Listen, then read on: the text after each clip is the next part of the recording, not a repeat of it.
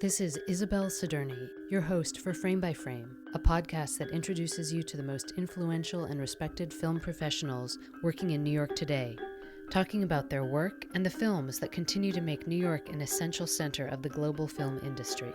In today's episode, we'll talk with Phil Stockton, sound editor, and Tim Squyres, picture editor, about working together for over 20 years on such films as Ang Lee's The Ice Storm and Life of Pi. Ice Storm was a great project for us because there's just so much room for creativity. There's actually a sound effect during the loud part of the ice storm. Ang wanted a little gust of wind there. What's actually in the mix is Ang at a microphone going. Frame by Frame is brought to you in partnership with Post New York Alliance because it's how you finish that counts. Our website is postnewyork.org and we can be found on Twitter at @postny.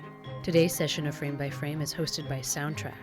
I started off by talking with Tim and Phil about their first collaboration in 1986, working on The Ice Storm, a film written by James Schamus and directed by Ang Lee.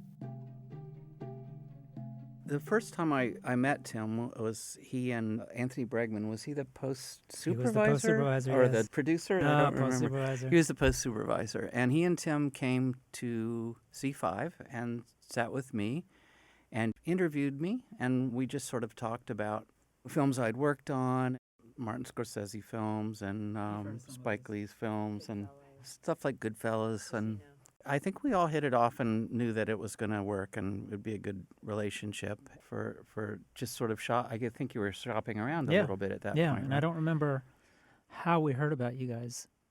Yeah. It was a long time ago. It was a long time ago.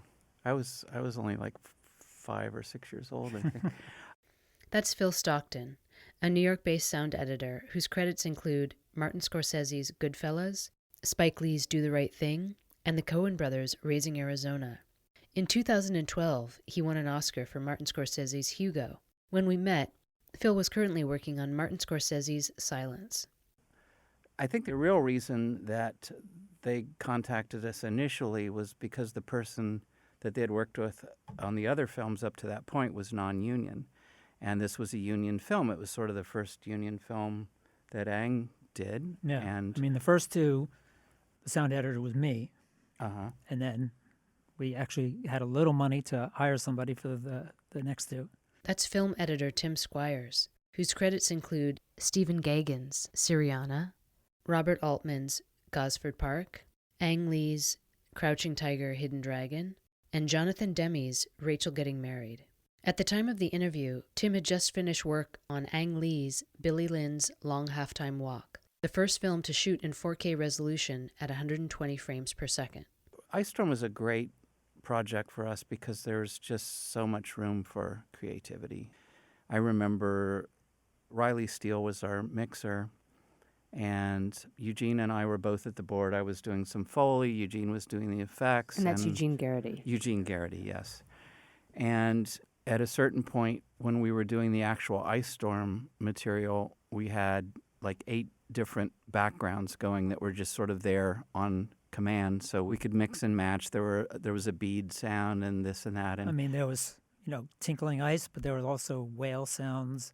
There's all kinds of stuff. Exactly. Yeah. And at a certain point, he'd been directing us, sort of conducting the orchestra, more beads here, more whale here.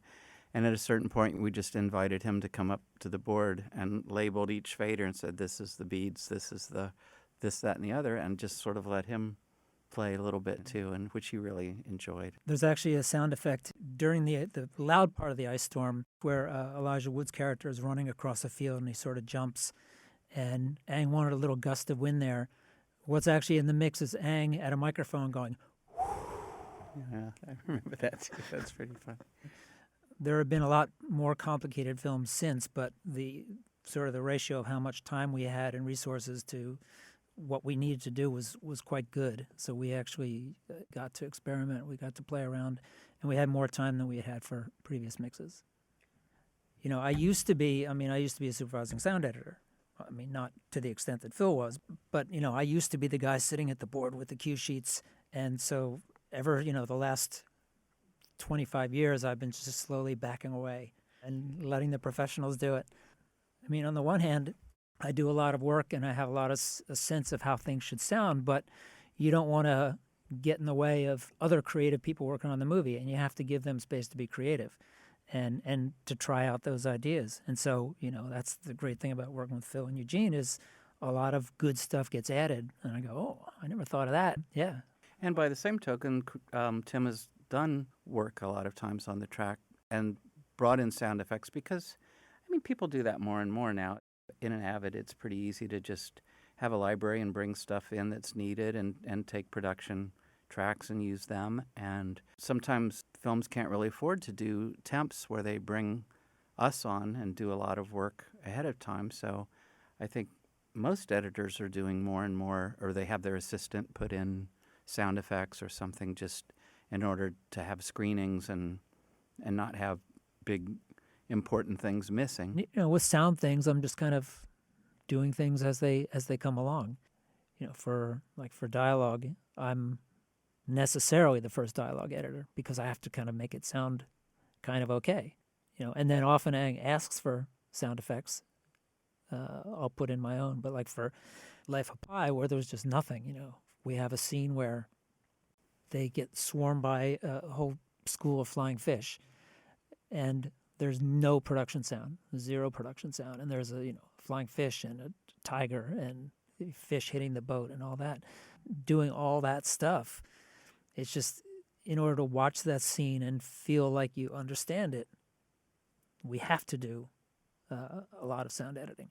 And on that film, I had a great assistant, Mike Fay, who really went nuts on that scene to the extent that I made him do a bunch of mixdowns because it was so many tracks that I couldn't.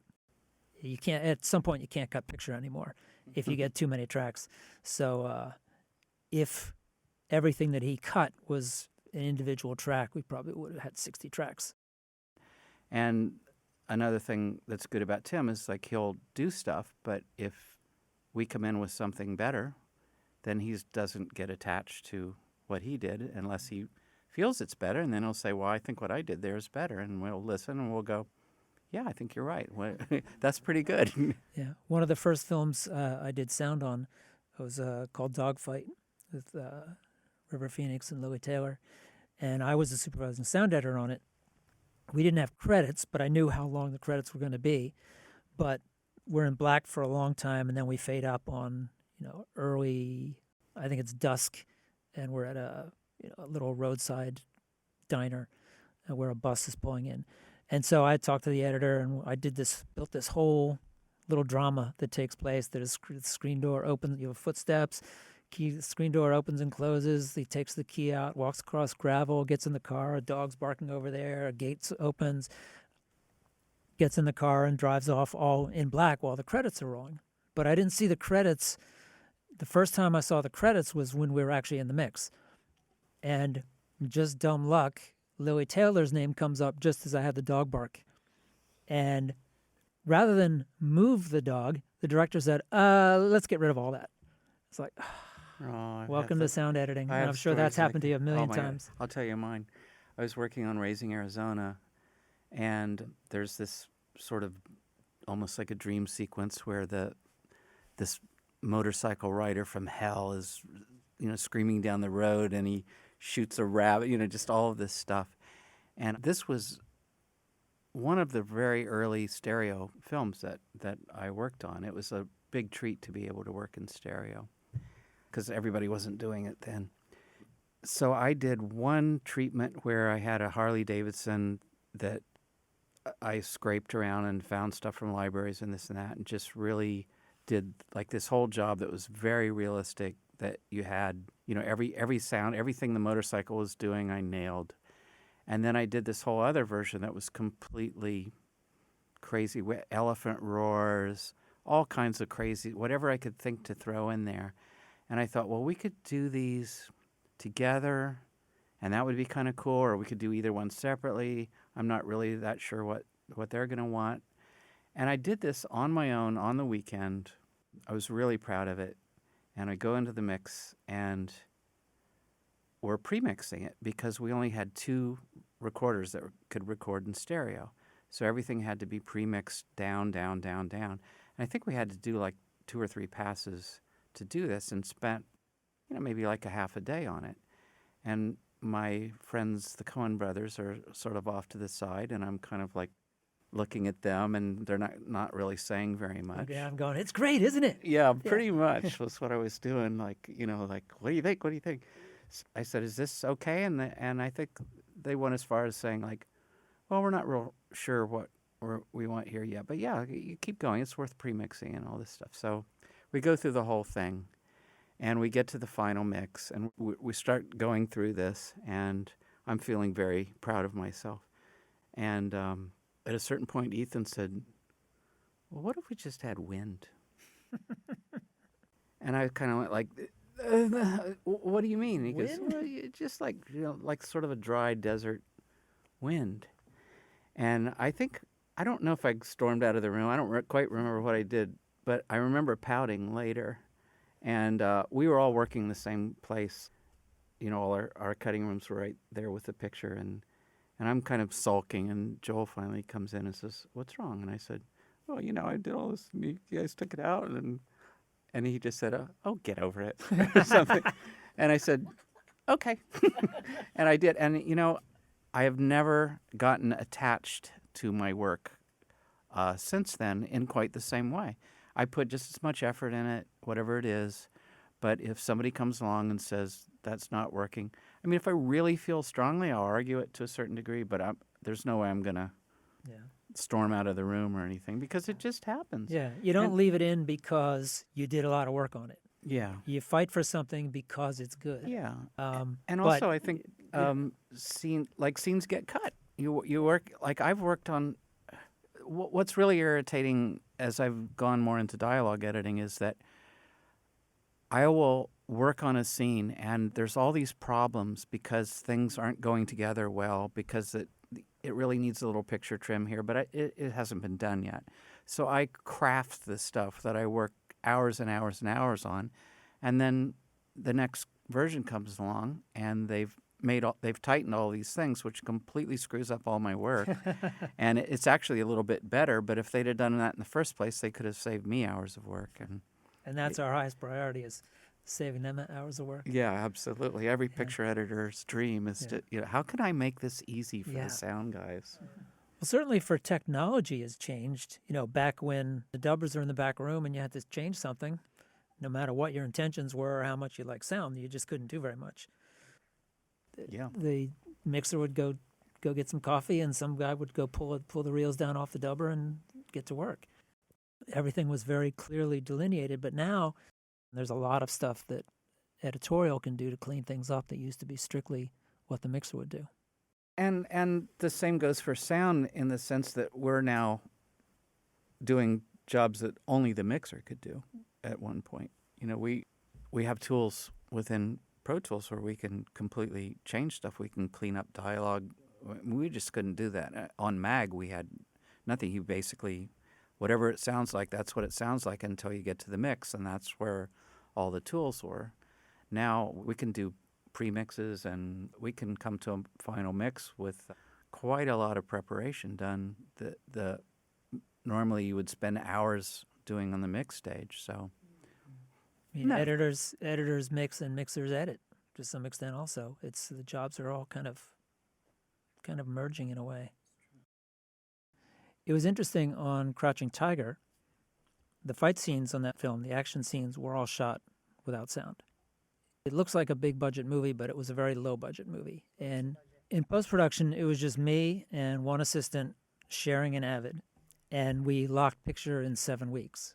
So I decided right away that I was not going to attempt to make those scenes sound real, because it would involve a ton of Foley and ADR and weapon hit, a lot of stuff, a huge amount of work to make those scenes sound kind of okay. It was going to require way more resources than we had. And I just made an executive decision before he even got back from China shooting it that we weren't going to do that, because we couldn't. I mean, there just weren't enough hours, and not even close. So instead, I just worked on music. And so I was imagining the sword hits in my head for months, and Ang was imagining him in his head, and Eugene was imagining him, but we weren't all necessarily imagining the same thing. the day we locked picture, the day after we locked picture, Ang went to China and didn't come back until we were already in pre-mixing because we were on such a tight schedule. And so in the mix, Eugene just did an enormous amount of recutting. But, initially we started putting sound effects because we could, because it was kind of easy in the Avid. But then it came to be expected. And now it's like every time you show up at the studio, you have to go in and do a 2-day temp mix. And it's kind of crazy. But in editorial, we kind of feel like we have to do a lot of sound work. And I know that there's directors that I work with that say, I can't look at this like this anymore. You have to do this because I can't decide how to cut this until I hear the sound. And that happens too. And that can be with really, really experienced directors. It's just becoming more expected to have more sooner. I think all directors care about sound to some degree. They might care more about, they might think music does more than sound effects. I want to hear all the words, and that's what I generally push for. And I think most directors, especially writer-directors, they definitely want to hear every word that they wrote. I mean, working with Ang, like every film he makes is completely different from the last one. So, and in post-production, he's often very specific about he doesn't like this word. And I'll go back, I'll change a bunch of line readings during production, but then with him, one of the big things we do, and sometimes it's over weeks and months, I'll go in and swap out words, swap out syllables. We do quite a lot of that just because sometimes he can't really articulate why he doesn't like a word, but it doesn't matter. It's just an opportunity to go find more, and usually we have plenty, so we swap out a lot of words here and there. I asked if working in 3D, which was the case with Life of Pi, changed the relationship between the sound and picture editor. When we're working on the films, we're rarely looking at it in 3D, unlike Tim, who in his editing room is quite often looking at everything in 3D. And quite always, actually. Pretty much always, right? Yeah.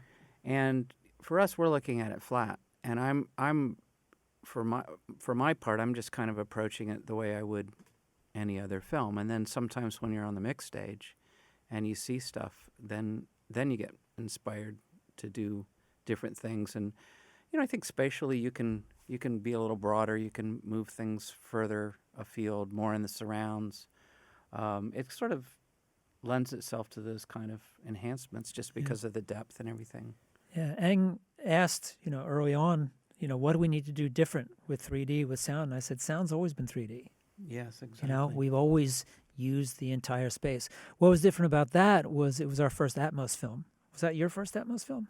Yeah. Atmos is this system that Dolby has where you have speakers all over the ceiling and all up and down the walls and everywhere.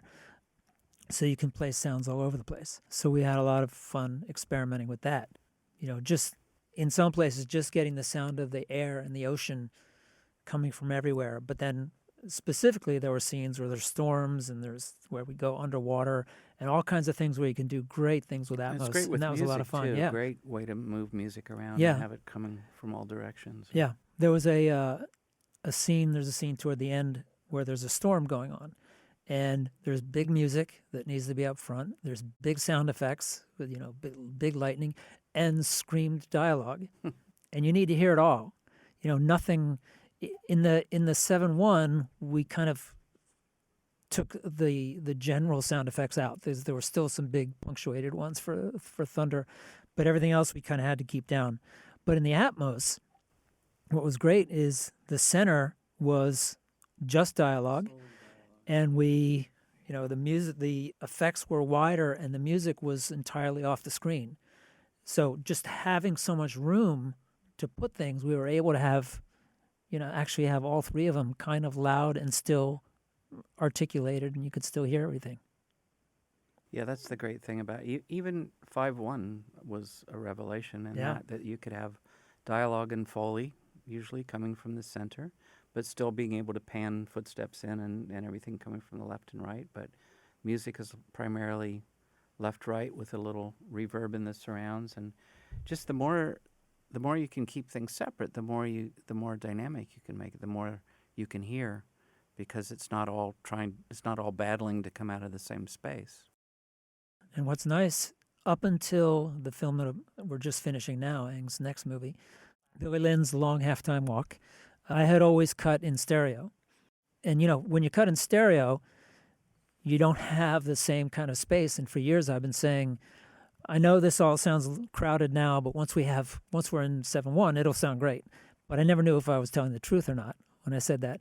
So this film I cut in 5.1 because the room where we work is actually a really good little screening room. We have a 12-foot screen and a good sound system. The 5.1 implementation was a little shaky back then, but it's really good now in Media Composer. And some of what we had in this new film, there's some battle scenes. There's also a NFL halftime show, and we're on the field, not just in the halftime show, but most of the movie takes place there. To be able to, have the announcer in the surrounds with a slap and all that, to be able to do all that in the editing room and not say, oh, this will sound great someday. It's really wonderful, and I hope to never go back to cutting in stereo. It's really like being able to do your own titles and visual effects and, whatever you can do in Avid. Yeah. It's a revelation whenever you can go to the next level and realize it right there, then and there. You don't have to wait.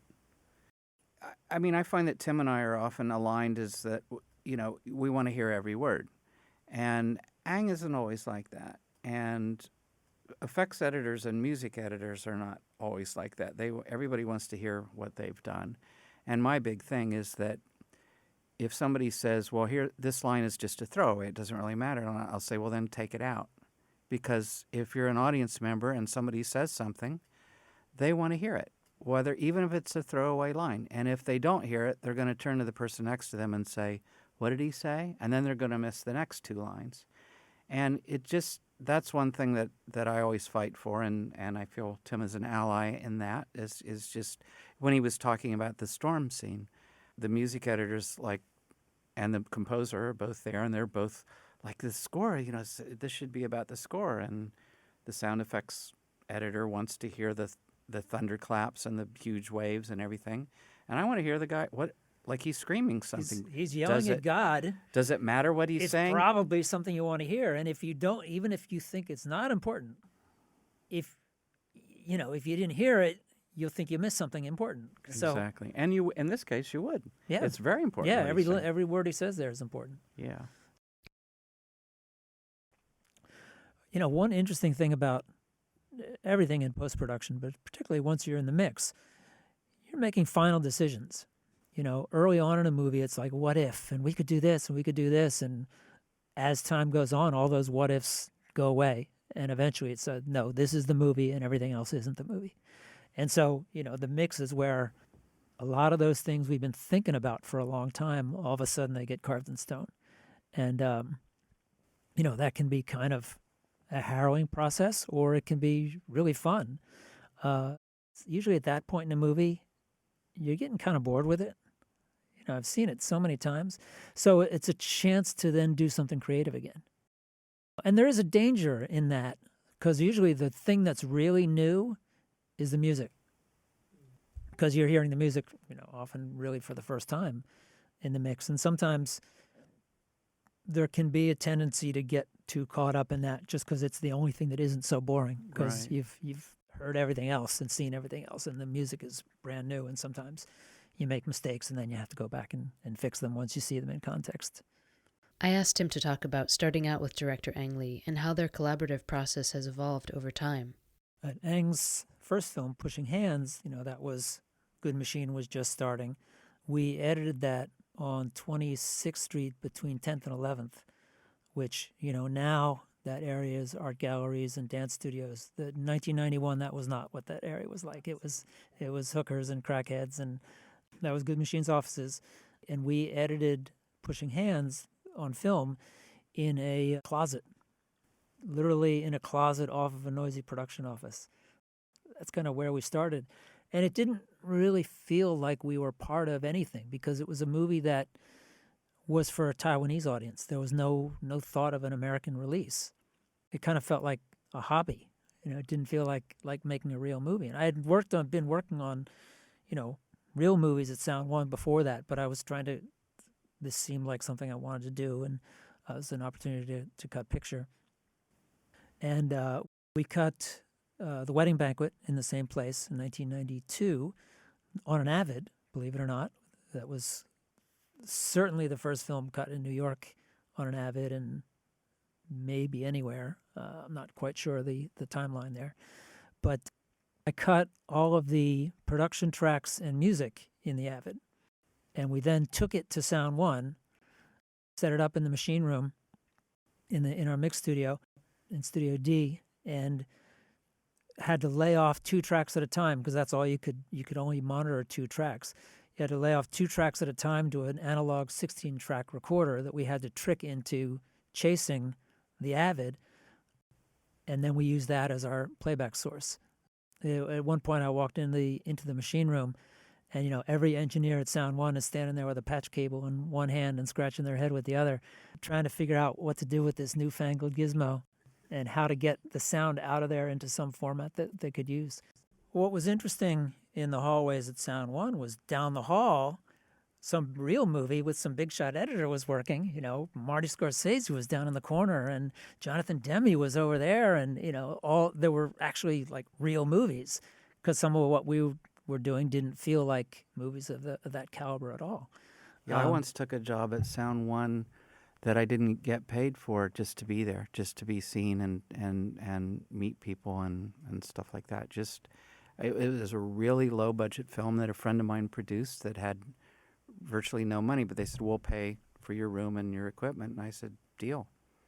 I didn't want to be forgotten. I had worked there on a couple of jobs, and I wanted to be thought of as a choice and a regular person. So he wanted to be one of those guys you see in the hall in Sound One. Exactly. That's what we all wanted to be back then. It's worth mentioning that Sound One was the preeminent audio post-production company on the East Coast for more than 40 years. It was located in the historic Brill Building in Midtown Manhattan and hosted ADR sessions, sound mixes, and sound and picture edits for clients like Bob Fosse, Woody Allen, Martin Scorsese, the Coen Brothers, Spike Lee, Ang Lee, Errol Morris, and Ken Burns.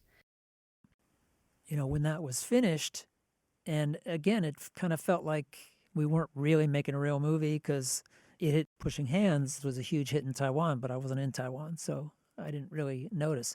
And then when Wedding Banquet became a big hit in the United States, all of a sudden it was like, oh, I'm actually a movie editor. I'm actually editing real movies. I didn't know that. And Good Machine was on the verge of going under. Wedding Banquet won the grand prize at the Berlin Film Festival that year, and they were able to make a very good sale on it. If that hadn't happened, Good Machine never would have existed. They were right on the verge of shutting down, because it's a tough business. So that's the movie that saved the company. And we've been doing this. I'm the only editor. He had never worked with another editor before me, and I've cut all of his films except for Brokeback Mountain. That was a scheduling problem, yeah. I have a good story about that if I can break in. Ang always takes all of us out for a family-style Chinese meal pretty much at the end of every job. And he's very gracious, and he invites everybody that worked on the film in post-production to come. And we were leaving the Brill Building on our way to Chinatown, and I was riding in the same car as Ang, and I look over at him, and I said, what? And he said, I feel like I'm cheating on my wife because Tim isn't here. It was strange not cutting that film. And I was in most Los people Angeles. think you did. Yeah. I was in Los Angeles at the time. He promised me after Hulk, he was going to take a year off. And I committed to something else, and then Brokeback came together very quickly. And we talked about it, and I almost left the other movie, but that kind of would have been bad. So in that sense, clearly we have a thing that helps us get it done. We've done it so much now. We know what to do in the editing room. We know how to sit down and get it done, because, it's just the two of you in the editing room. You can goof off all day. You can tell stories all day. There's nobody cracking the whip. You need a system. And so I've developed a system that he's used to, And I'm used to the way that he interacts with my system. When I've edited for other people, I've had to change my system. I've had to make adjustments. You always kind of figure out what's right for the footage and what's right for the director and what's right for the project, and it's not always the same. A number of years ago, I did Gosford Park for Robert Altman. Again, about as un-ang as a director can be. You know, some of the films that got me thinking about actually going into film were Altman films, like McCabe and Mrs. Miller from way back when. And so then to get a call to come cut an Altman film was such a treat. But when I got that footage, I thought I was losing my mind because everything I knew about how to assemble a movie didn't work. I had to completely rethink my approach. There wasn't any normal coverage. They shot everything with 2 cameras that were always drifting around, sometimes motivated, sometimes not, never in the same place from take to take, or often not in the same place from take to take. You know, these big dining table scenes with 15 people around a table and servants coming and going, they'd shoot it in an afternoon, just with the cameras drifting up and down, and they get what they get and hand it over. So it was really an interesting challenge. And then Rachel Getting Married was like that, but even more so. It's just the way that he shot that movie was so on the verge of documentary shooting and so different from take to take. You know, it's nice getting pushed that way, you know, to have to do something different. And both of those films had, 16 tracks of audio that you have to then go through and sort through. Yeah, those were fun ones and very un-ang experiences. I asked Phil to talk about how he got started in the New York film industry in the 1980s. Really, when I started and got into the feature sound editor role, I was working in a place called August Film, a little place where there were lots of those in the early 80s, late 70s, early 80s that did commercials, they did editing, sometimes they had a lot of people on staff, sometimes it was just a few people. You know, I worked both as a picture editor and a sound editor. I cut a feature film there and then turned around and was the supervising sound editor on it. And then I met Skip Levsay, who had a similar background at a different place. And one of the reasons we bonded is because we felt like we didn't really have mentors per se on sound. We just kind of figured it out on our own because we didn't kind of like come up through the feature world as apprentices and then assistants and everything. We were just kind of thrust into doing it our own way. You know, I feel self-taught in many ways. I think a lot of people feel self-taught. And I was just lucky enough to be in the right place at the right time to have the opportunity to teach myself to do it. Because I worked with picture editors mostly, and I was a picture editor, and there was nobody there to say this is how you do sound. It just was, it's like sink or swim kind of thing. And I loved cutting dialogue, and Skip sort of felt the same way about sort of breaking things down, having people that like to do certain things that were good at those things only do those things. We also started recording our own Foley and not just going somewhere else to do it, and gradually getting more and more and more control over the sound of the whole film. And, that developed over a period of about 10 years. And now we don't work that much differently than we did 15 years ago, I guess. When I worked on, I again pinched myself many times because I basically took directors that I had admired that got me into film, and I got to work with so many of them. Mike Nichols, Arthur Penn, I worked on a job with him, Ulu Grossbard. I mean, these are all the people, like some of my very favorite films, and of course Martin Scorsese and Spike Lee as he was coming up. I guess Do the Right Thing was his third film, and that was the first thing I've worked on him with. And I've probably done more Spike projects than any other because he does a lot of commercials and shorts and music things, and Martin Scorsese does stuff like that too. So between the two of them, they can almost keep one sound editor busy. A lot of things changed, a lot of things got shaped, and of course, editing digitally rather than editing on mag was a whole another thing.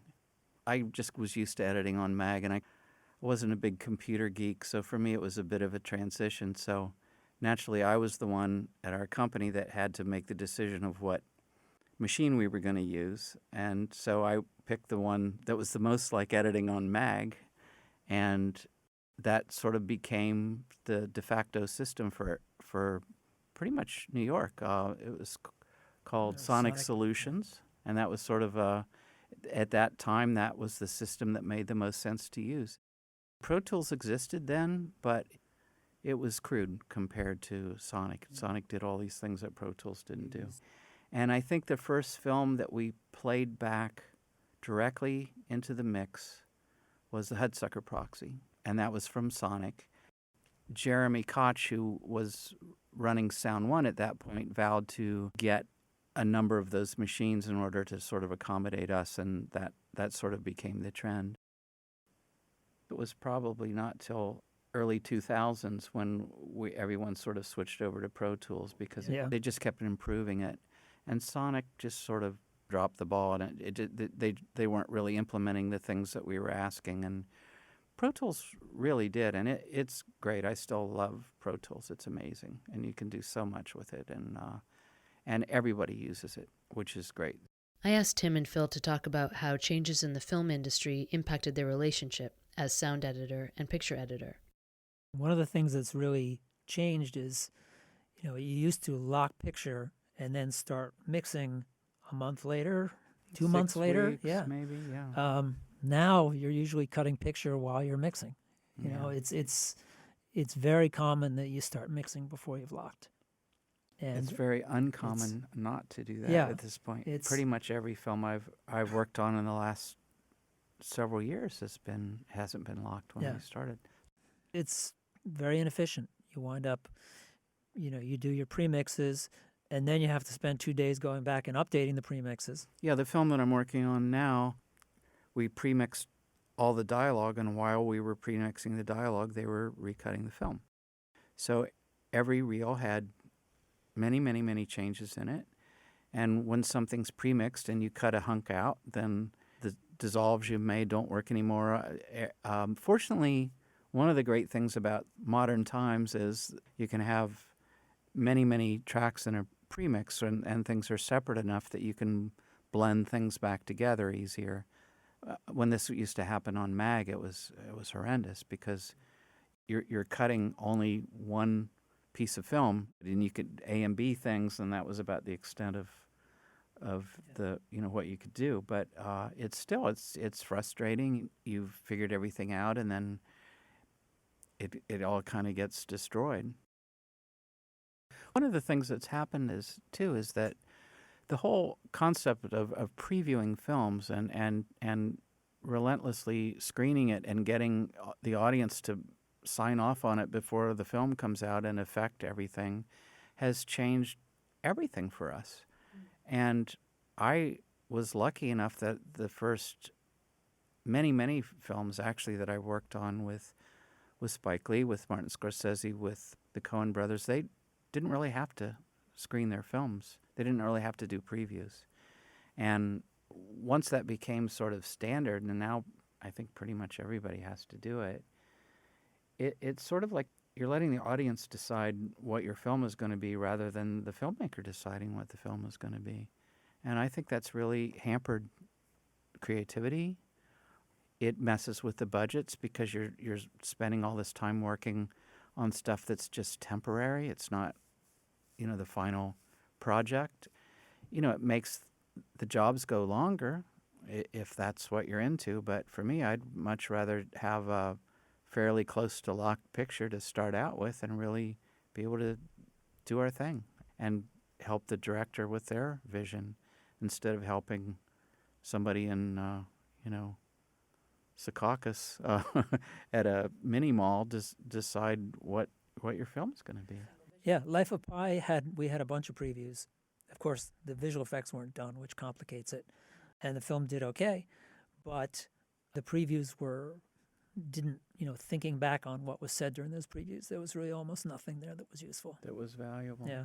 Right. The one film, one thing that was great about this crazy tight schedule we had on Crouching Tiger is that was basically a Chinese film. Most of the money came from Asia. Sony Classics and Sony were involved, but Columbia was involved. But we didn't, we screened for them once, and we really got no input from anybody. We screened it without subtitles because we screened on film to a bunch of Americans a bunch of times. Fine. There were some Chinese people who came and they liked it, and really the first time an audience saw that was at its premiere at the Cannes Film Festival. We really didn't know, but it worked out pretty well. It worked out kind of okay. It used to be that most projects were like that. Yeah. Most of them. The majority of them. Yeah. People didn't preview films. No, you'd have friends and family screenings, and then you'd talk afterwards, and, you learn things sitting in a room full of people, but you don't really learn anything from focus groups and all of that. One of the things I find that, this is why I'm in New York probably, mostly. I don't know about you, Tim, but we're not under the thumb of the studios so much. And it's such a business in LA. Every person you meet is somehow involved in the film business.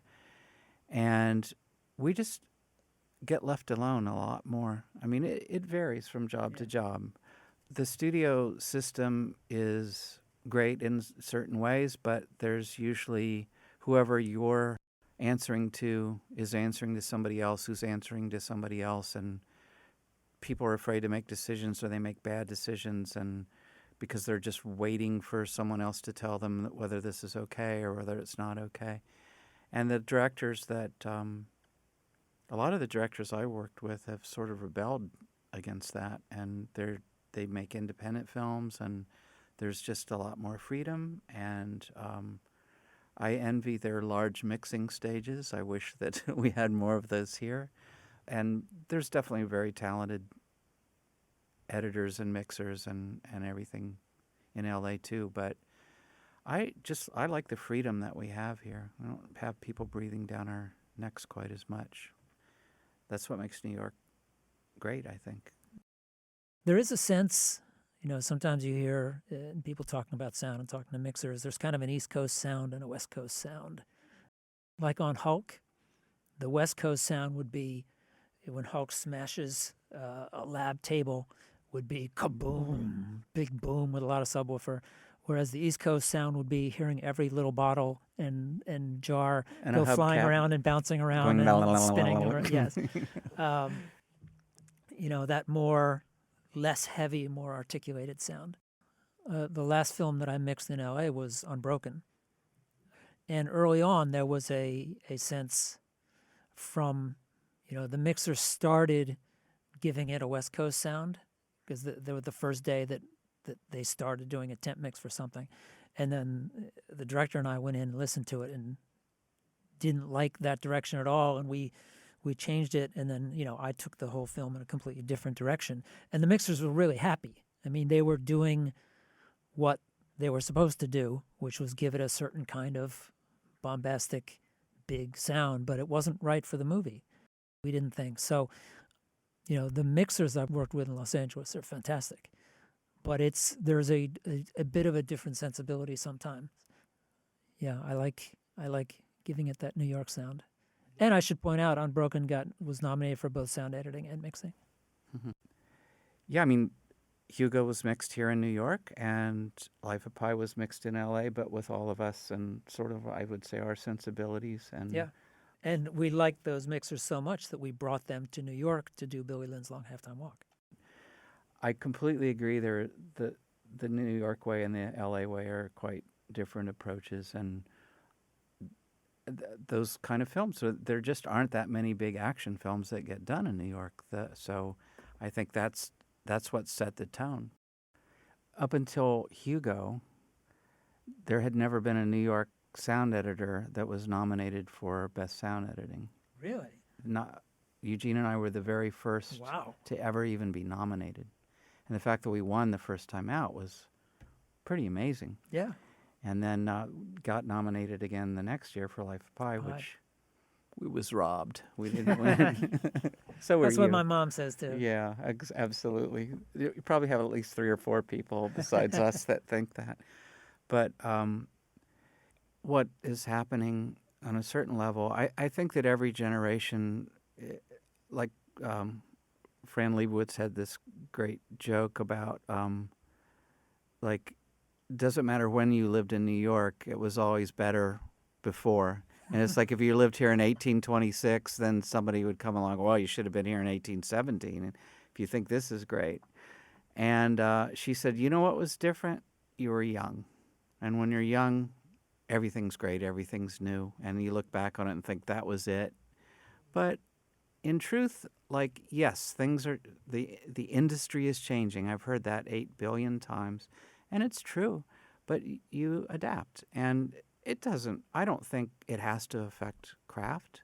I think you work faster, and you know, it affects budgets, it affects how much time you have. I mean, the thing that Tim and I were talking about, just having to make so many changes, I think can affect things, because you start to lose track. You start to, like, oh, was that even in this version, and where are we now?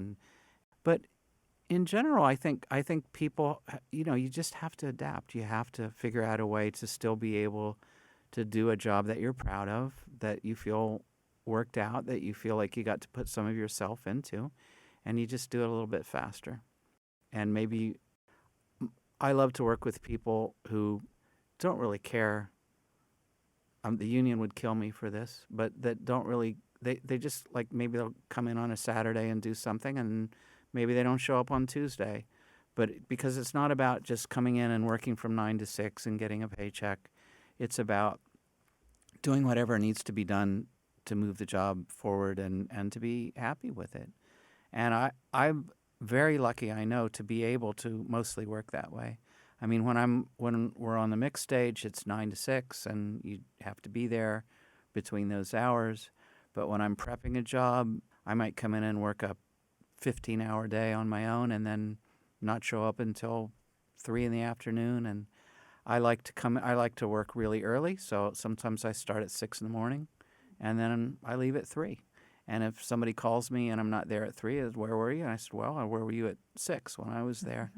And that's another thing about New York and not having anyone breathing down your neck. You can really do what you know you need to do and get it done and suit yourself and do it in your own way, at your own pace. And I just think that's great. I think that's really important. Frame by Frame is produced by Isabel Sadurni and Ben Baker. The audio engineer for today's session was Rick Schnupp.